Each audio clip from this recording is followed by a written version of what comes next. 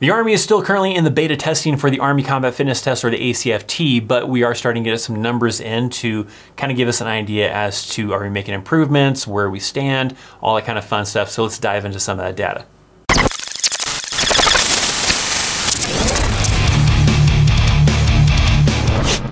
What's up, my friends? U.S. Army veteran Christopher Chaos, and today we are going to be talking about some of the numbers that are coming in from the ACFT as the Army is encouraging units and trying to get units to take the ACFT so that they can collect data to make determination as to is this version the version that we're going to go with, so when it is official in March of 2022, then we have a good baseline as far as how we're looking across the board, how our soldiers prepared for it, is there tweaks that still need to be made, all that kind of fun stuff. And before we dive into that data, if that's the type of content you're interested in, to learn about the Army, maybe to join the Army, maybe you're already in the Army, you just want to learn more, maybe you're a veteran and you want to, just kind of watch for nostalgia, then make sure you are subscribed to this channel. Take a look down below. Ensure you click on that bell with all alerts. That way you can get notifications as soon as new videos go live to include the live streams and become a part of that awesome notification platoon. So let's dive into some of the numbers that they're talking about. So this information is coming from an article on military.com, and I will actually link it down below, so if you want to read the full article, you can. I'm going to summarize some certain things that I kind of want to highlight in this video to talk about, maybe discuss about down in the comment section, whatever the case is. So we're going to talk about some of the percentages as far as the passing rate and failure rate and all that kind of fun stuff. Now you need to note this is still pretty early numbers. I mean, we're talking about only 27% of women in the Army and 36% of the men in the Army that have actually taken ACFT for this diagnostic kind of beta testing thing that is reflecting with these numbers. So very, very small percentage of the soldiers that have taken it and seen these results. So, I mean, we can't really go too much off of this, but you can kind of get a little bit of a ballpark as far as how the early numbers looking, into this are kind of going so far.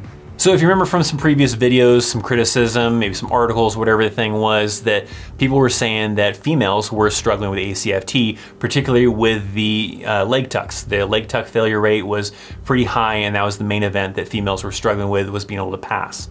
So in ACFT 3.0, they added the plank event to kind of, compensate a little bit against that. And we are seeing some improvements due to possibly that reason.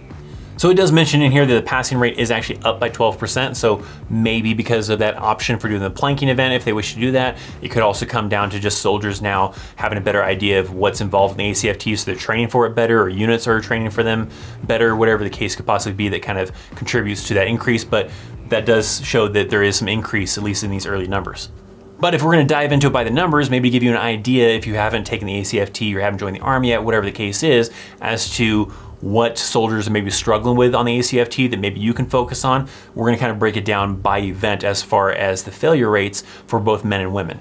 So when we look at the male soldiers, the failure rate for both the deadlift, the standing power throw, the hand release push-ups, and the sprint drag carry is less than 1%. So no issues, it seems like, with most soldiers in that area. And then we move to the leg tuck, which has a 2% failure rate from men. The 2-mile run, though, has a 5% failure rate, but that's still not very high. It's still pretty low, but it does give you an idea that potentially that is something to definitely work on, is that of the males that are failing the physical fitness test, the ACFT, they are having a hard time with a 2-mile run. So it comes down to the cardio. Even some soldiers I've talked to, even recently, that have taken this ACFT, they said that like the sprint drag carry and certain other events are just really wearing you out, to where when you get to that finally, that 6th event, you're exhausted, especially if you were trying to max a lot of those events. They're putting a lot of effort into those other events to try to max them, try to get this high score, and now you finally get to that last event, that 6th and final event, and you're exhausted. Now you got to run 2 miles. They've increased the time limit on that, but nonetheless, before, you only had to do 2 events, the push-ups and sit-ups, and then do the 2-mile run. Now you're having to do these other 5 events and then go do the 2-mile run. So you're definitely expending a lot more energy by the time you get to the 2-mile run compared to the old fitness test of the 3 events. So potentially for you male soldiers out there, or male individuals that are wanting to join the Army, make sure your cardio is really good, because cardio is probably going to be a big factor in the ACFT. So let's take a look at the female soldiers as far as the failure rates. There is a failure rate of 6% for deadlifts. You have a 15% failure rate for standing power throw, 2% failure rate for hand release push-ups, a 12% failure rate for sprint drag carry, a 22% failure rate for leg tucks, as well as also a 22% failure rate for the 2-mile run. So for female soldiers, it's the leg tuck and the 2-mile run that they're having the most issues with. So for you females out there, the leg tuck, I mean, you have the option of doing the planking event, but from even female soldiers I've been talking to, it's not necessarily that they're having a hard time with leg tucks because they can't bring their knees up to their elbows. It's grip. They don't have the grip strength to be able to hold onto that pull-up bar to be able to bring their knees up to their legs, and they're struggling to hold onto the bar in the first place. But you are still seeing that, even with a 2-mile run, 2 females are struggling to have the energy left over to be able to do the 2 miles after doing the other 5 events. So on both sides, male and female sides, cardio is probably a big factor that you have to kind of worry about. Now, if you're curious about like enlisted compared to officers and all that stuff, it even breaks it down for the passing rate, so you can kind of see how that kind of breaks down. So on the enlisted passing rate for females, it is a 47% passing rate.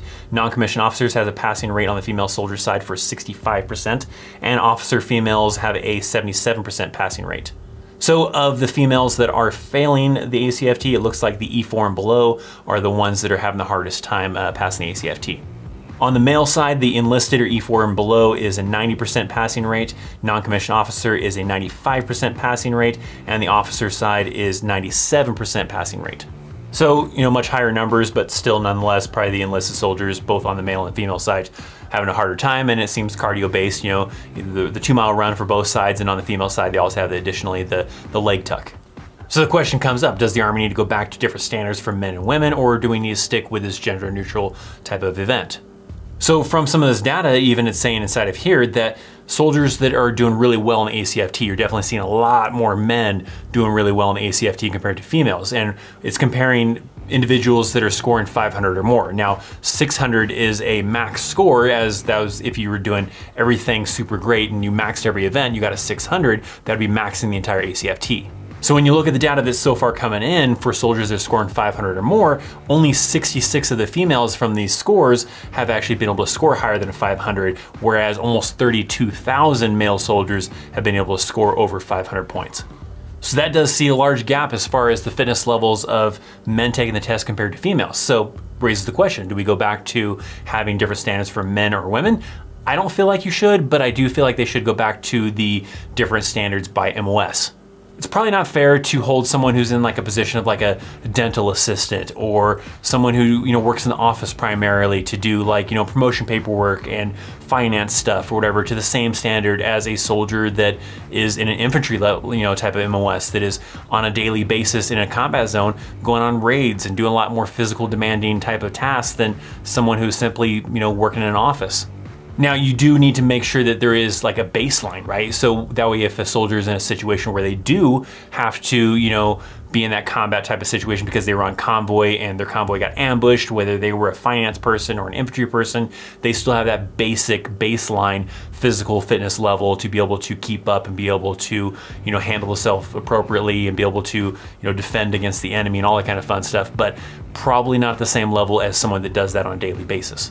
So that definitely is probably where it gets tricky, right? Is what's too low, what's too high, all that kind of fun stuff. And I think it's part of what this is part of gauging it and trying to figure out, where improvements need to be made. Do units need to just train more for the ACFT? Do we need to adjust some of the levels?